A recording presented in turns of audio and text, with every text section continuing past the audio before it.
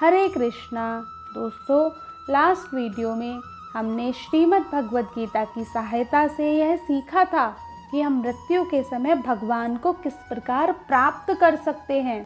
अब यहाँ पर एक बहुत बड़ा क्वेश्चन आता है कि यदि मृत्यु के समय हमें भगवान प्राप्त नहीं हुए तो क्या होगा, हमें क्या प्राप्त होगा। इसका आंसर भगवान ने अध्याय 8 के श्लोक 6 में बताया है।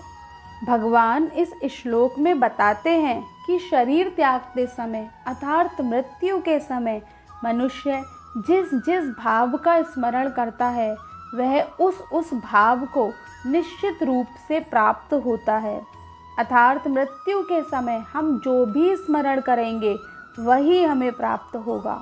अब कोई व्यक्ति यह भी कह सकता है, यह तो बहुत अच्छी बात है, मैं तो मृत्यु के समय धन के बारे में सोचूंगा ताकि मैं अगले जन्म में एक धनी व्यक्ति बन जाऊं। दोस्तों, ऐसा नहीं है। हमने जीवन भर जिस भी प्रकार का कार्य किया होता है, मृत्यु के समय हमें वही स्मरण होता है।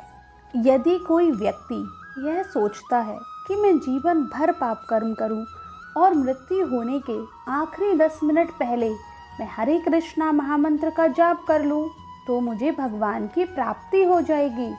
दोस्तों, ऐसा संभव ही नहीं है। यदि जीवन भर किसी व्यक्ति ने बहुत ज़्यादा पाप कर्म किए हैं तो मृत्यु के समय उस व्यक्ति को वही पाप कर्म का स्मरण होगा। इसका एक उदाहरण हम श्रीमद् भागवतम में भी देख सकते हैं। श्रीमद् भागवतम में यह बताया गया है कि महापुरुष भरत महाराज ने मृत्यु के समय एक हिरण का चिंतन किया था, इसलिए उनको अगले जन्म में हिरण का शरीर ही प्राप्त हुआ। अर्थात आप जीवन भर जो भी सोचोगे, जो भी करोगे, उसी के हिसाब से आपको नेक्स्ट बर्थ मिलेगा। दोस्तों, हम लोगों को इस विषय में फ़ायदे का सौदा ही करना चाहिए। पाप कर्म करके हमें अपना नुकसान नहीं करना चाहिए।